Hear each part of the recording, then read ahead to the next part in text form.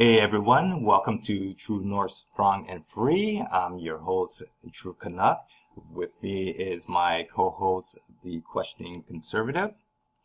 And our guest today is the Libertarian Lesbian. Hello. Hello. Welcome. Welcome to our show. Thank you. So, first off, I just like to ask you where can our audience find you? Well, for now, I'm on Twitter until maybe I get suspended or something. I hear they're doing another purge. Really? I'm on Libertarian Lesbian there, and then on gab.ai and Minds. And then I have a YouTube. I'll be making my own videos and podcasts shortly. Probably on BitChute. I'll probably go there as well. Okay, Perfect. We'll put the links down below the video when we publish. Absolutely. Okay. Sounds good. So I'd like to start off. What drew me to you, besides your tweets, was an article you wrote back in February of last year entitled "Why I'm Not a Liberal." Now, I just want to ask you what made you make a shift from liberalism to the libertarian philosophy? Well, I always kind of considered myself a libertarian since I found out what it was around like high school. Mm-hmm.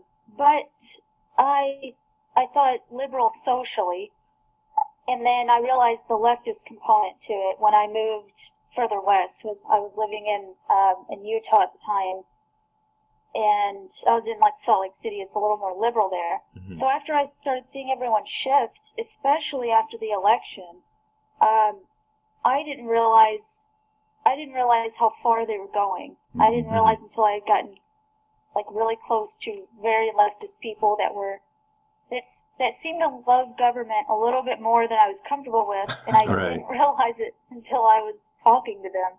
Mm-hmm. And I almost didn't realize that a lot of the social issues that I've been involved with, I didn't really protest or anything, but as far as gay issues too, Mm-hmm. I didn't realize how closely connected they were with like politics and how they wanted to use government to get those things done. Right. I didn't understand that. Right. But once I did, I was like, okay, so this isn't what I want.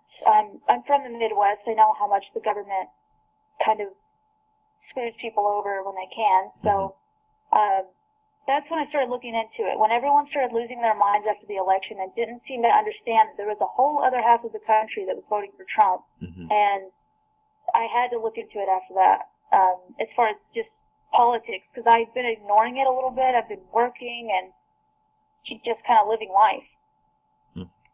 Okay, Yep. absolutely. And now, on paper, I mean, you're young, you're a woman, and you're gay. So on paper, you're the ideal Candidate for leftist. You know the Right. right. So have you felt a backlash from either from the gay community, from other women or other young people after publicly embracing libertarianism or a more of a right-leaning or embracing right-leaning positions? And if so, oh, sorry. Well, I was just going to ask that. If so, how do you how have you dealt with it? Like, what was your response? Yeah, I kind of figured I would, and I've always seemed to be the odd one out, so I'm okay with that. Mm-hmm. Like I grew up gay in Kentucky, and then I always seem to be on the fringe. So now I'm just there again. So I had people that I knew for years block me on Facebook after I wasn't quite where I'm at now. Mm-hmm. So this was like last year, and I was just kind of being very centrist at that point.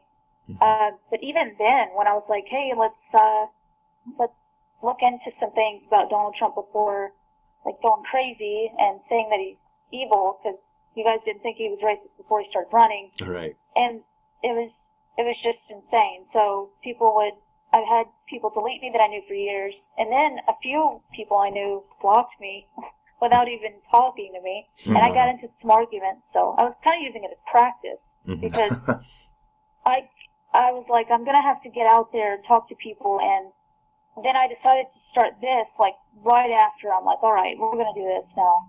So that's what I was using them for. Yeah, it's fair enough. What do you think it is about the current climate that makes people so hesitant or so against having candid conversations about some of these things? I mean, a lot of these topics are not extreme ideas, really. They're like you said, they're fairly centrist in some ways, but there seems to be, even more so now, just a complete lack of interest in hearing multiple points of view. Where do you think that comes from? I think part of it is that the media is clouding a lot of people, and then I think people don't like having difficult conversations anyway. Yeah. So if they aren't taught how to, they avoid it at all costs. Even when it comes to, like, so if you have, say, there's like a 500-pound woman in a bikini on Instagram, and everybody has to say she's beautiful, but then there's also, like, your friend who you won't say is, like, gaining weight, even though you might care. So I think people are just taking it to the extreme, and they're kind of brushing it off too. Like, if someone's into something weird, or something they don't agree with, I think a lot of girls especially are kind of like, do your thing, and then what that means is, like, just, go over there and you're cool and I don't care and I don't want to have to care. And people don't want to have tough conversations. Yeah. Do you think it comes from a good place, though? I mean, sometimes I get the sense that a lot of the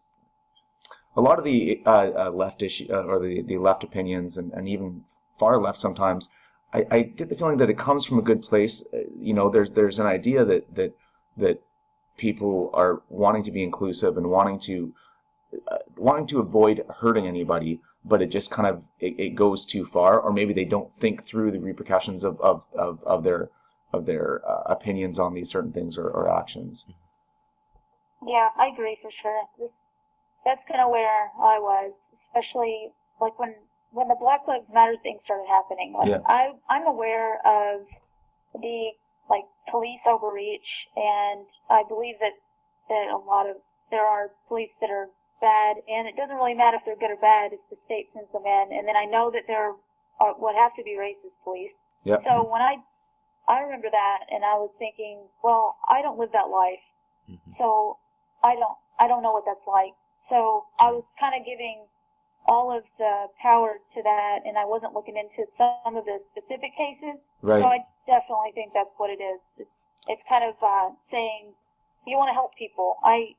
And I've talked to liberals about that. I mean, I mostly hung out with liberals, so I understand. Yeah. I'm the same way. You just want everybody to be cool with each other. That's right. Yeah, and yeah, I do think that for most people it comes from a good place. I think the problem stems from and I'm not sure where this comes from really, but it's when you start. It's coming from it's moving from I want to be a positive force or a positive influence, right, to I refuse to hear anybody else's point of view if it doesn't agree with mine, because then you go. I mean, the Black Lives Matter, again, it probably started in a very good place. Probably it was well-meaning, yeah, maybe. Well, maybe not that specific movement, but the idea of wanting to make sure that there's no racism in the police department. I mean, this is all coming from a good place, but it's when it starts to turn into a movement where that shuts down discussion, right, because if you disagree, you're a racist. Right. But that's where the issue comes. Right. But it did start off. It was based on a lie. Sure, maybe that one movement. But what I mean is the idea behind what I think most liberals follow it for, right, not knowing the full story, right, is not it comes from a good place. All right, right. Yeah. And they also don't look into who's taken over the funding. Well, that's exactly it. Yeah. That's like leading, like who hears about somebody like being treated badly and then starts funding a movement just so they can take everybody in the direction they want to go. Yep. That's the sick thing about it. Yep. It's manipulating people who are well-meaning. It's very easy to do that. Yeah, that's right. Now, with I have a question. With the people you've come in contact with, do you think a lot of people are actually libertarians, but just don't realize it because they don't understand enough about the libertarian philosophy? Yeah, I kind of do. I think that a lot of people are libertarian because if they want to be able to do what they want to do without being infringed constantly on, government or whoever, I think that sometimes they don't realize, like all these people moving from California to other states, I don't think they realize that government overreach and social programs are why it's so expensive to live in California and why it's so terrible there and why they're moving. So they might be actually voting for the same things when they move other places. And if they could just, I know everybody's usually, busy and people have jobs, people have lives and families, but I think the media just clouds it so much. The media is just manipulating everyone, and even into thinking that tax cuts are going to cost more. I don't know. Yeah. Yeah. Why do you think there is such a strong left bias to the media and even to the entertainment industry, really, in a large part? Where do you think this comes from? Like, what is in it for them to be pushing this far left agenda? Well, I've always noticed that media just they're all about sensationalism. So I think they go with whatever people seem to be into at the time. Yeah. And part of it, I'm sure, is people like latching on that want to do this sort of kind of globalization or whatever, but it's also kind of our fault. It's kind of a snowball effect. So once we start directing our attention to something, then they start profiting more. So then they start showing it more. And I don't know, there's probably some other things going on at some of these companies like CNN, but they seem to be all about sensationalism. I remember I watched a Joe Rogan episode, Amber Lyon, I think she used to work for CNN, and she ended up quitting. And she was kind of going into the detail of them just kind of omitting certain things and just hyping things up. Interesting. I made a note of it because I really like Joe Rogan's podcast. I haven't seen that episode though, so I'm going to take a look after this. Yeah, it's cool. It's an older one. He's good. Cool. So on that train, that's actually a good segue into something else that we wanted to discuss. March for Life and gun control. It's sort of a hot topic right now that the media is all over in the wake of the recent shooting. What are your thoughts on the Second Amendment and how it should apply to gun laws in the States? Well, I don't think they should be infringed at all. And the march, I think, isn't that funded by some of the same characters as some of these other marches? I've read articles that suggest that. Yeah. Yeah. Yeah. So. Yeah. Yeah, I kind of figured this is what was going to happen, but I didn't expect them to pick a leader, a little, like those little kid leaders that they prop up as shields. Yeah. And then that way, if they get any criticism, then they're like, oh, why are you making fun of a kid? So that's kind of smart. Yeah, I think that, especially with the the Parkland students, David Hogg, and others are being manipulated and used by the media to push a certain a narrative, obviously, an anti-gun narrative. It's unfortunate because some of these kids, they're brave in a sense that at that age I wouldn't have gone on national TV and talked. Absolutely. And they seem to be extremely intelligent, but the problem is that they're, like you said, we can't question. They're now in the political spectrum. They're having opinion on things, and that's fantastic. Right. But if you question them or if you criticize anything they say, like you would anyone, now you're attacking a little kid, and that's or you're standing on the graves of the victims. Yeah, and that's a real problem. And I do agree with you that I think it's intentionally happening and being manipulated by media. Mm-hmm. Oh yeah, the Democratic Party loves that too. Yeah. Mm-hmm. Nancy Pelosi, she's super excited. What is it, Feinstein? Yeah.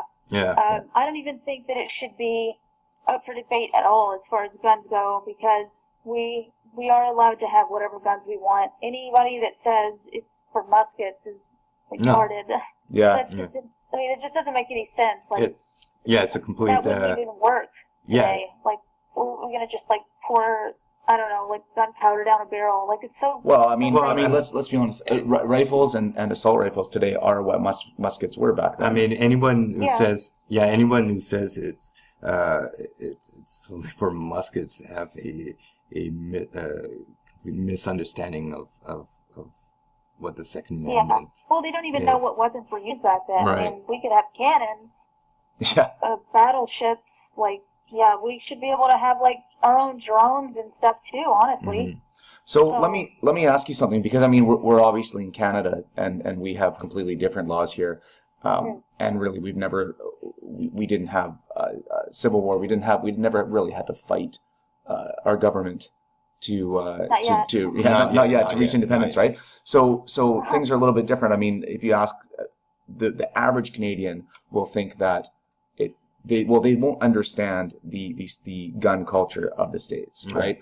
And I mean, I sit somewhere on the fence because, like I said, I mean, I'm not from the States. I don't necessarily, I don't see that same necessity for guns in Canada, but it might also be just because we grew up here. We were raised this way, you know? Well, I mean, I recently joined the NRA. Oh, cool. Yeah, I mean, because I support the Second Amendment. I wish we had it here. I believe in self-preservation and defending ourselves from a tyrannical government. So yeah, I mean, what?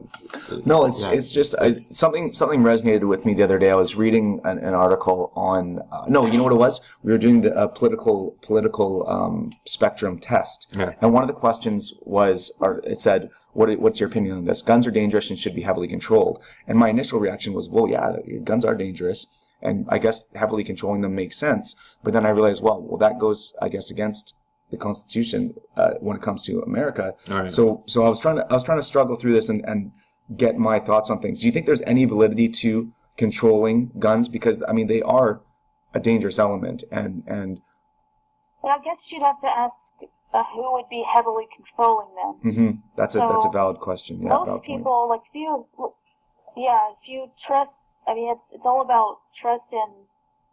We shouldn't put the trust in the government to do that, but there's so many guns here in America as opposed to other places, and people like to point that out. But if you look at, and I forget how many, it's hard to know how many guns. There are more than, I think they use NRA numbers, and a lot of people don't even report how many guns. So, sure. When you look at the amount of shootings, it's kind of amazing. So I think that people control themselves. People end up, there's gun cases, there's gun safety, and people who want to learn. Like, I'm from Kentucky, and even from the time I was little, like, I was taught how to hold a gun and how to kind of respect it and respect the power of it. So that, I think that everybody needs to, not everybody's going to learn that, but most people do in this country. Like, big time. And we're not super gun crazy to the point where, I mean, I know we will talk about guns and we'll make videos shooting guns and stuff like that, but everybody kind of leads a normal life. It's just that our government's constantly trying to take them. Yeah. And I know it seems like they're just trying to walk back, or let's just put a few gun control, but they have gun control in some places, like California, where the YouTube shooting just happened. Yeah. That isn't really talked about anymore. Right. They have some of the strictest gun laws in the country. It doesn't help, and it'll never help, because we actually do need guns just in case, like even if we're invaded or something. Yeah. So, it is most interesting. people are very safe with them. It is interesting that YouTube shooting, I mean, really went under the radar. It was talked about for days. That or in the Las Vegas shooting. Yeah, I mean, they don't fit the narrative necessarily, so they don't get the media. Okay, go ahead. Yeah. What are your thoughts on excuse me, on teachers being armed? Do you think do you favor teachers being armed or schools hiring Armed guards? Military vets? Yeah, either one. I mean, I know a lot of schools have guards anyway. When I went to school, they had a guard, and I know there are teachers that do shoot, and if they do, they should be able to take their gun to school anyway. Schools shouldn't be gun-free zones, in my opinion. That's why they're a hotbed for shootings. If they weren't gun-free zones, especially, I know Kentucky had a school shooting a few months back, and Kentucky we have a constitutional carry. So you don't even have to. There's no license. It's kind of an open carry thing. We're very pro-gun here, basically. Right. And the fact that you can have a gun anywhere, pretty much, except the gun-free zone, the one gun-free zone, which is school, and a school shooting happened there, really says a lot. So, I mean, I come from a place where like kids have guns, so I know that sounds so crazy to some people. I had a debate with some people in the UK, and they really don't get it. Yeah. But it really isn't, like, if it's part of the culture around here, I mean, it's not just, like, gangbangers who have guns. A lot of kids that are taught how to use it have them, too. All right. Yeah. Yeah, no, I mean, that's fair enough. I mean, my dad bought me a BB gun when I was a kid. I have my unrestricted and restricted licenses. I have handguns. I own rifles myself here. But, I mean, they're registered, and I had to register them. And it's ultimately, I mean, the government has a record of that. And I understand that that's essentially the big issue. That's the big difference between here and the States, right? Yeah, and another difference between us and the U.S. is that it's based on the laws. For example, if you in Canada, if you use your gun as self-defense, yeah, you can't. You can't. You can't. You're that's one of the. It's interesting. That's one of the things that was part of the test when I was going for my going for my licenses. They actually asked not just me, but they asked family members that I had to that they had to interview. Do you think that if he was attacked, he would use one of his firearms? And it was very important that I said no and they said no, because it's a bizarre situation where I'm allowed to own a handgun, right? But I have to keep the bullets separate from the gun, and I have to have a lock on where the bullets are and the gun. Okay, that's fair enough. Yeah. But if someone enters my home and wishes to do me harm, and I shoot them, all right, I'll go to jail for that. Yeah, you're charged with assault with a deadly weapon. Yeah, it's bizarre. Yeah. Wow, that is insane. Why have a gun in the first place? I know. Yeah, exactly. Oh my gosh. I've seen, there was a video on YouTube I saw where somebody went to a Canadian shooting range, and I was interested in that. And I know that there's some guns that are banned and everything, so they have to be very careful with the amount of bullets they have and the casings and there's so many regulations. There are a lot of regulations. I don't know. Yeah. I mean, on a broad, we don't have to talk about this too much, but I mean, very broad scale, we can have handguns, we can have semi-automatic rifles. We can't have automatics, but I understand it's the same in the States. Yeah. But yeah, there are restrictions on how big the magazine is, the size of guns. Yeah. If you can't have handguns under a certain size. All right. Yeah, it's interesting. But anyways, that's all to say. I totally understand the fight to keep the Second Amendment, and I see the other side of the. But yeah, I mean, it's all about having the right to defend yourself. I mean, yeah, because there's always going to be bad people who are going to have access to weapons, whether it's guns or Molotov cocktails. So yeah, I mean, you can't. There has to be good guys with guns. Yeah, right. You know? Exactly. I mean, you can't always depend on the police. The police always arrive after a crime is committed. Yeah. So most of the time you can't. There was a church shooting not long ago, and it was actually stopped by an NRA member with an AR-15. That's right. Yeah, I heard about that. Yeah. Fair enough. So, change directions a little bit here. Yeah, we would like to talk about more. Let's switch over to social policy. What's your stance on the trans issue? And I'll tell you, I'll give you some context here. For me personally, because I mean, I'm a person that likes to look at both sides and really take time to formulate my opinion. And there's the biological side of it, and I think that there's an agenda behind some of the trans movement. But on the other hand, I'm also very wary of taking a side too quickly and having it be another issue. Like, for example, when I was growing up, I grew up in a quite a conservative family, and not necessarily my parents, but there was a general idea, or there was a thought going around in the sort of conservative Christian community that there was a gay agenda, there was a homosexual agenda that was being pushed, you know, and it's anti traditionalism, anti-family, right. So I think we've gone beyond that now, and that's no longer the case. But I do recognize that the reason we've gotten beyond that is because liberals pushed to have equal rights, right? So I'm always a little bit wary that I'm going to be on the wrong side of something like that again. Well, I mean, you know? I mean, I think when it comes to social issues, the left has won the culture war. So but sometimes for the better. In, like, for example, in case of rights for gay people, right? for gays and lesbians. So I mean, as a lesbian, how do you feel about this issue? What are your thoughts?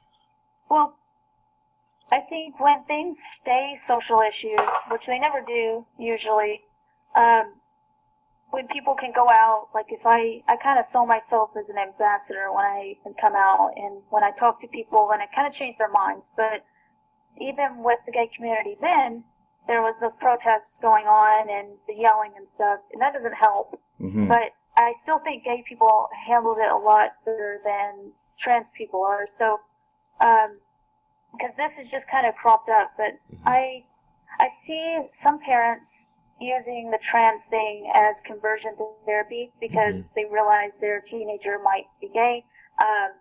So that's just something I notice, and not all of them, but I do think that there's a mental illness, but even that is starting to, like, there's always an agenda that latches onto a movement, and I'm seeing that now, even if it's genuine.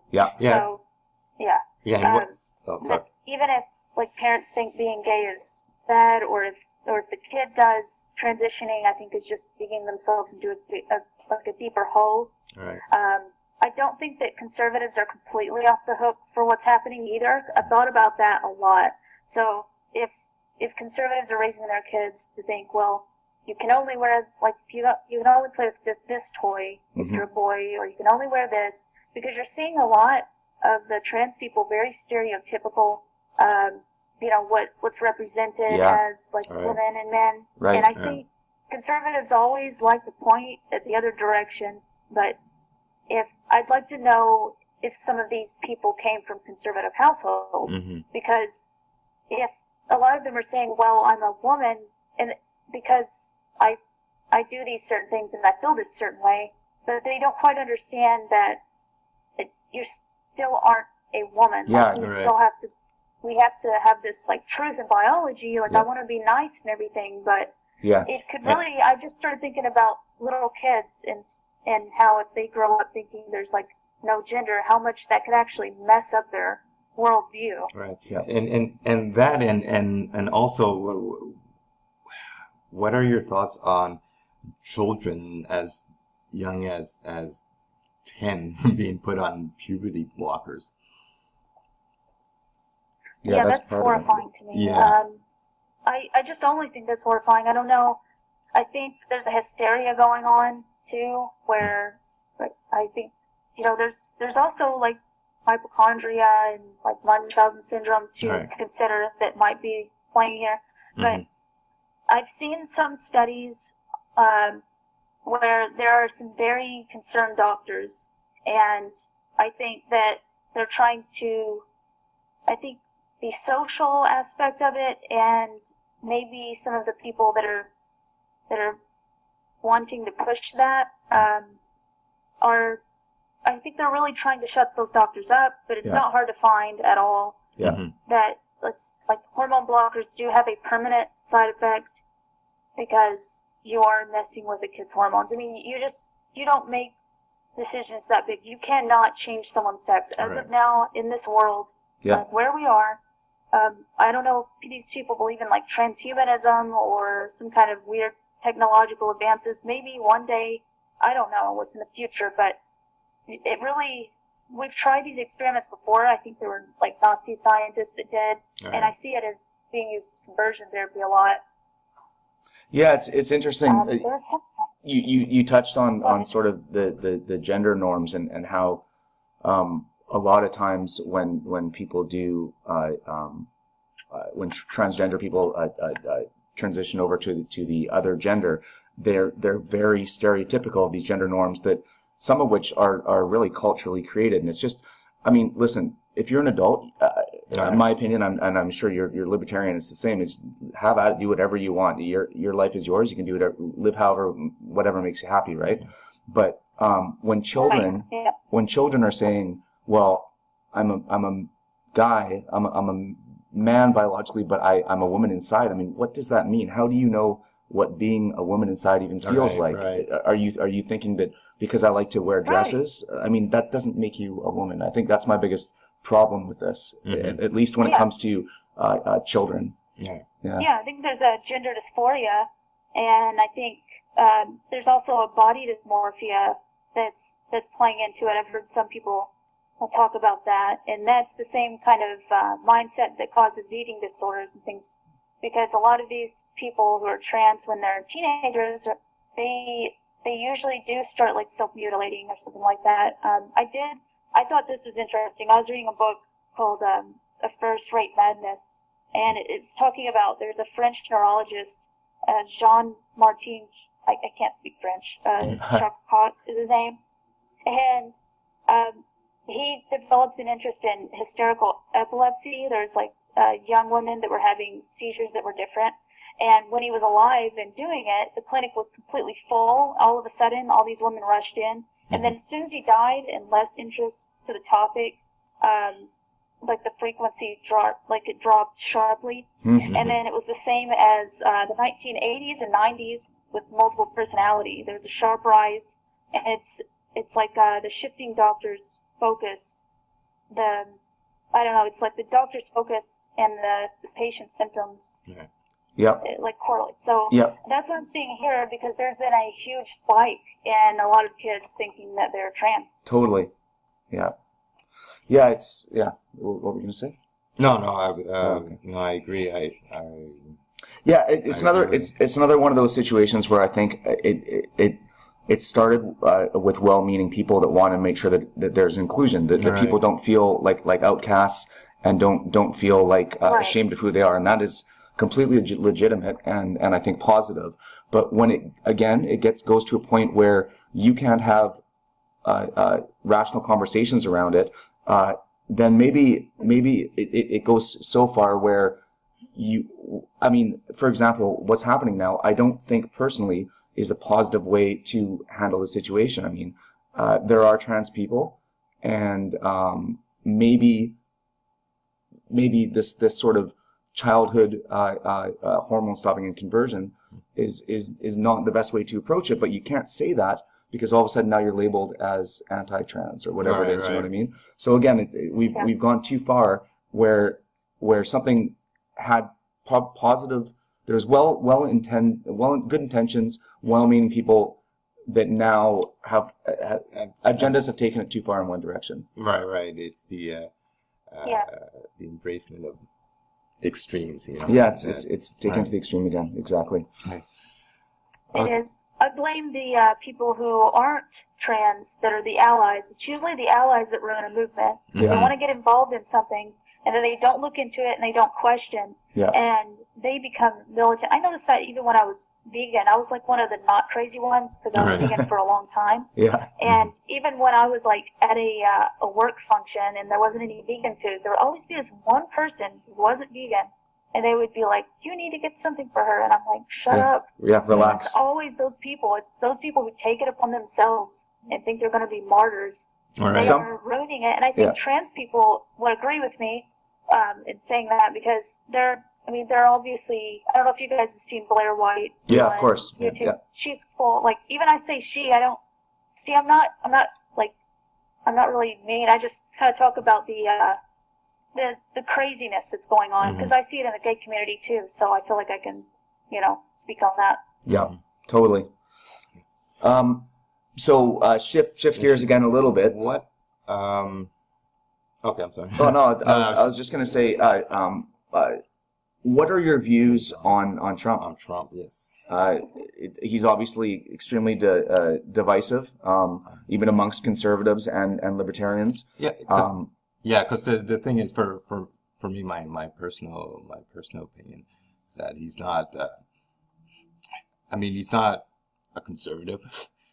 He's not a Republican. I mean, he's not your stereotypical Republican, and even a populist. I don't believe he's much of a populist either. So I don't know. What is your? I'm not sure what he is. Yeah. So there's clearly a large group of people, especially in the extreme left, that really hate the guy. What is any of that justified? I mean, a lot of these things, he's a racist, he's a bigot, this and that. You never heard about this until he started running, and now all of a sudden, so there's agendas there, but is any of it justified? I mean, he does say some pretty stupid stuff sometimes. I don't think anybody can argue that. So, what are your thoughts? Yeah, he is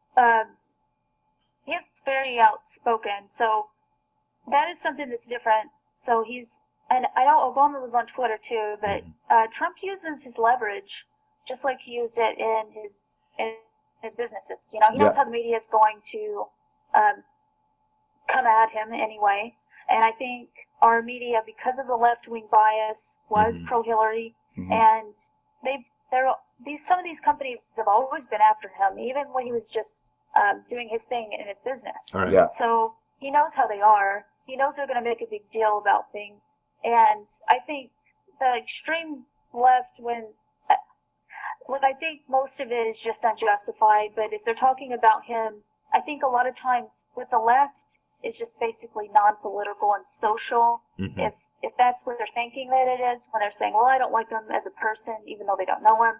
But they're saying if he's a womanizer, which, by the way, I think almost all of our presidents have been womanizers at this point when I look back over that. But that's going to be something to be expected. Like all of these women that are coming out and saying that they slept with them, I'm not going to be shocked about that. I mean, he's been considered a playboy for a long time, so that's probably most of it. But then I think a lot of it is media manipulation. Even they tried to say that he made fun of a disabled person. He didn't. He just does that movement with his hands a lot. He's making fun of people. But I like some of the things he's proposing. I like the idea of a wall. I'm not obsessed with it like some people. I kind of wish we would just stop giving people incentives to come over here, all of the welfare and free college and voting. If we would just cut that off, that would help a lot. I don't mind the wall though. And then I'm critical about Syria because I've seen some of the videos of the white helmets. I'm not sure. I'm not over there, so I'll say that. But I kind of like that he makes me laugh.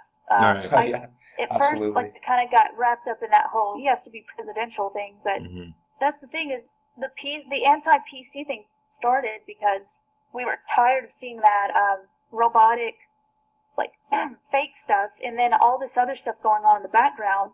I would rather him be 100% real with that. So I think it's hilarious. That's my sense too. I mean, sometimes the topic comes up of, how was Trump ever elected? And I mean, my take on it, again, as a Canadian looking from outside, I really think that people, there's two parts of it. People were tired of the political answers to questions and wanted somebody that just didn't give a shit what people thought and just spoke their mind. I think that's one aspect of it. I think another aspect of it is with Obama. I think things went so far left, and people that aren't racist were being tired of being called racist. Yeah.